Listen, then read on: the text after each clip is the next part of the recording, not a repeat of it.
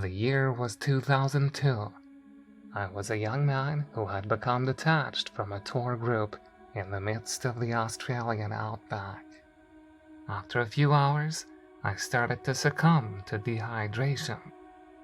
I was envisioning a plodding, labored death in the heart of nowhere, but that didn't happen.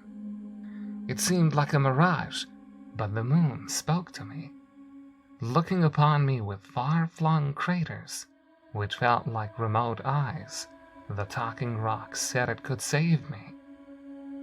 I followed a misty, moonlit trail across the arid landscape, and I eventually stumbled onto the town I'd been trying to find. Later that night, on my hotel bed, the moon called to me. It offered 3 wishes.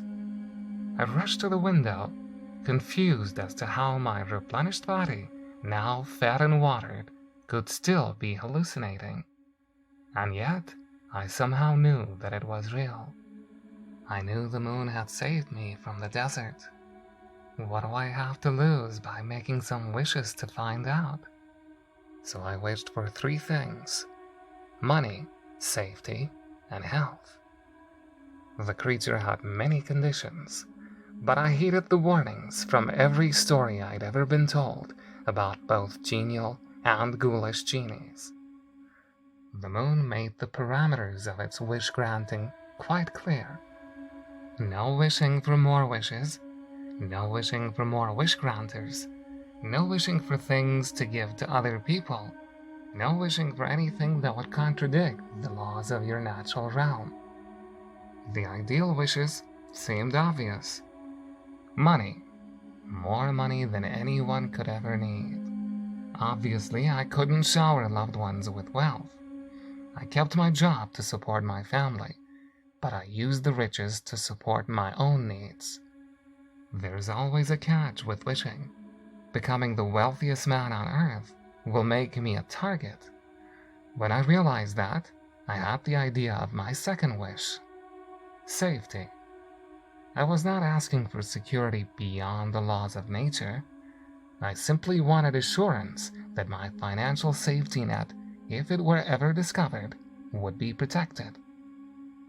But what about security against the passage of time? I can't wish for immortality. I can employ the world's greatest doctors, of course, but that's not enough. Health. I specified to the moon that I was simply talking about safeguards which would abide by the laws of nature. For instance, if I had a genetic proclivity towards developing certain diseases, either physical or mental, perhaps the wish granter could provide a cure. Perhaps the moon could simply conjure a cure for every ailment that could ever face a human being.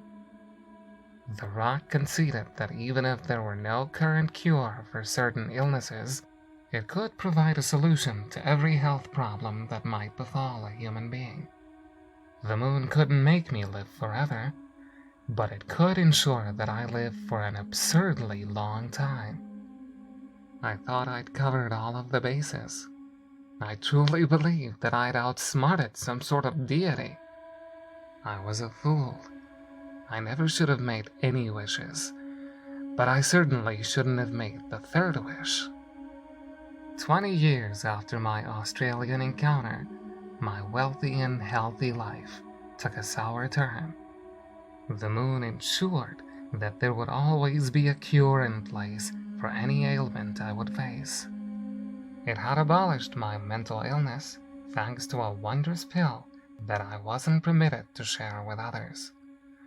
So this November, I wasn't pleased when my doctor gave a harrowing diagnosis. Congestive heart failure, the woman tentatively said. Not to worry, I thought. The wish granter will fix it. It gave me a pill for my mental well-being, and I'm sure it'll give me a new heart too. Perhaps it'll simply grow one for me. I waited. Like a werewolf in a kennel, I howled at the unresponsive moon for attention. Nothing. After weeks without solution, I started to feel consumed by dread. Has it forgotten about me? The wishes were supposed to apply for the rest of my life. Then, one night, the moon arrived. It didn't speak from the sky this time. It spoke from the darkness of my house. A floorboard groaned in the far corner of the living room. Heart thumping rhythmically against my ribcage, I found myself staring into the depths of my lounge's darkest corner. Something was watching me. The direful creature I hadn't seen for 20 years. It had no eyes or discernible shape, but it had awful white lips, which glowed like a deformed moon in the night sky. Fear gripped me. "It's you," I croaked. I'm sorry.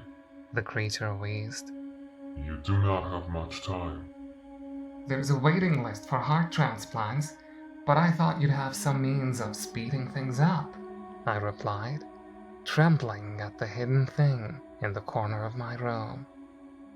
Yes, I must grant your desire.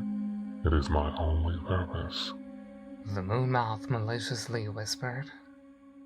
A wish is a contract. I will find a heart for you. Before the creature evaporated, its white, lifeless lips curled upwards into a malevolent grin. The almost human expression filled me with a feeling of terror which cannot sufficiently translate to words. Suddenly I realized the dread in my heart was more than dread. Oh damn, I thought as I clenched my chest. It's happening. An invisible blade twisted into my heart and I felt my body seize. Blackness swallowed my surroundings. My vision faded. Just one more time, I remember thinking. Let me see Wendy and Maisie one more time. When I woke, I was in a hospital room. My chest felt light. It was the healthiest I'd felt in weeks. Wendy was sitting at my bedside, tears flooding her vacant eyes, and a smile was forcefully painted on her pale face. "You're awake," my wife whispered. I smiled. "Hello, sweetheart. I must have given you a scare. I feel much better now, though." She sobbed and squeezed my hand with tremendous strength. There was love in that squeeze, but there was also rage. Inconsolable rage. "They did it, honey. They gave you... You..." She moaned like a wounded animal. "You have a new heart." That explained the lightness in my chest, but it didn't explain the fear on my wife's face. Her agonized expression haunted me. Why is she so distraught? I wondered, shuddering. "Wendy," I whispered. "What's..." "Maisie," my wife interrupted, now bawling. "This evening, she was in an accident. She didn't..." Wendy didn't need to finish any of her sentences. I knew what had happened to our daughter. I knew whose heart was in my chest. I knew what the moon had done to grant my wish.